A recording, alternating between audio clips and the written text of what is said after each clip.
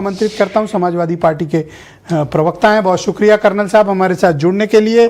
क्या टेररिज्म का स्टांस हो या बॉर्डर डिस्प्यूट्स हो, क्या ये चीन के साथ हमारे कुछ सेटलमेंट की तरफ बढ़ते हुए दिखाई दे रहे हैं? क्योंकि लड़ना हर बार विकल्प नहीं होता। क्या हमें बहुत समझदारी के साथ अब चीन के साथ अपने रिश्तों को बेहतर करने के लिए आगे बढ़ना चाहिए? ब्रजेश जी, मैं बात तो आज जियो स्ट्रेटेजिक पॉलिसी पे ही करने आया था कि अमेरिका और चीन से वैश्विक स्तर पे लंबे दौर में संबंध कैसे होंगे, लेकिन वो हमारी बहन ने हीरो बता दिया। विजयी हमारी बहन ने हीरो बता दिया। दोपहर से जितना राइट विंग का जितना वो तनख्वाह वाला आईटी सेल है ना, पूरा उनको हीरो बताने में लगा हुआ है। तो हमारी बहन को भी वही बताया गया कि वहां जाके बताना है कि हीरो है। अब हीरो की व्याख्या सुनिए आप। इन्होंने कहा था कि हमारे शरीर में गर्म सिंदूर बह रहा है और हम अपनी बहनों का और बेटियों का जो सिंदूर मिटाया गया है उसका बदला लेंगे। और मिटाने वालों के गांव से चाय पी के वापस आए हैं और इन्होंने बोला है कि हमारे हीरो हीरालाल हीरो हैं। बताइए, अगर इस तरीके की चर्चा करनी हो तो इन लोगों से क्या चर्चा कर पाएंगे आप? मुझे लगता है जो उमा शंकर जी ने एक लाइन में कह दिया है अभी, वही इसका सार है चर्चा का। उन्होंने कहा है कि जब हमने सिक्योरिटी की बात की, हमने बॉर्डर की बात की, तो एक तो हमने इनडायरेक्टली की और चीन ने स्पष्ट तौर पे कहा है कि हमारे रिश्तों को बॉर्डर के संबंधित विषयों तक सीमित रख के ना देखा जाए। हाँ, कहा। इसका मतलब यह है कि एक गांव अभी बसाया अरुणाचल प्रदेश में, हम पूरा अरुणाचल प्रदेश लेंगे, लेकिन तुम्हारे साथ रिश्ते हम बना के रखेंगे। और रिश्तों पे जो आपने डोनाल्ड ट्रंप का जो अभी ट्वीट बताया है, वो उन्होंने ट्वीट क्यों किया है वो भी समझिए। हालांकि हम सब समझते हैं, लेकिन दर्शक की जानकारी के लिए बता रहा हूं।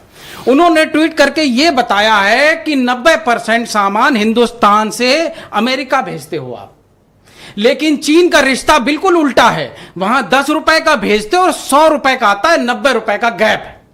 तो चीन और भारत का रिश्ता यह है कि उनका सामान के लिए हम बाजार हैं, तो हमारे साथ वो रिश्ता रखेंगे और जब कहेंगे नाच तो हम नाचेंगे, जब कहेंगे तेरा ये वाला कमरा हमारा है तो हम कमरा दे देंगे, जब वो बोलेंगे ये वाला तुम्हारा खेत हमारा है तो हम खेत दे देंगे, और जब हम कहेंगे थोड़ा खेत की बात करनी थी तो वो कहेगा देखो रिश्ता तो हम तुमसे रखेंगे, लेकिन खेत से रिश्ते को अलग रखो। अब आप मुझे बताइए कौन से रिश्ते के लिए गए हैं? दूसरी बात, ये एक पिक्चर आई थी, ग्लोबल ऑर्डर बदल रहा है कर्नल साहब, हमें कुछ तो खुद में, मैं किसी की पैरवी नहीं कर रहा, जी। बट जो बदले हुए हालात हैं, व्हाइट हाउस का जो बिहेवियर है, जो बुलिंग बिहेवियर है, जी बिल्कुल, हमें एक देश के रूप में सोचना पड़ेगा, न कि एक राजनीतिक दल के रूप में।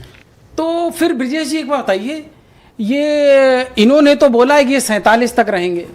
क्या ट्रंप ने बोला है कि वो 47 तक रहेंगे? और हम और आप जानते हैं कि ये 2-4 साल का मसला है, ना यहां रहेंगे ना वहां रहेंगे। जो जियो स्ट्रैटेजिक पॉलिसीज होती हैं वो दोनों देशों की संस्कृति, व्यापार और दशकों के इन्वेस्टमेंट के बाद एक ढांचा। आप ये चाहते हैं कि गलवान में या डोकलाम में या अन्य भी पोजीशंस जो भी बॉर्डर पर हैं वो अप्रैल 2020 के पहले की बहाल हों, तब चीन के साथ हमें कुछ बात करनी चाहिए? हम ये चाहते हैं कि आपकी डिमांड क्या है? हम ये चाहते हैं कि लोग अच्छी तरह से समझ लें कि पाकिस्तान और चीन हमारे दुश्मन देश हैं। दुश्मन देशों के साथ रोज सवेरे उठ के फायरिंग नहीं करनी है, लेकिन यह तय रखना है कि फायरिंग ना हो, वो अपने घर में रहें, हम अपने घर में रहें, और जो विवाद है उनको निपटाया जाए। उनको अपनी लड़की ब्याहने के लिए, रिश्तेदारी करने के लिए ना चल दें। संजीव श्रीवास्तव, फॉरेन मामले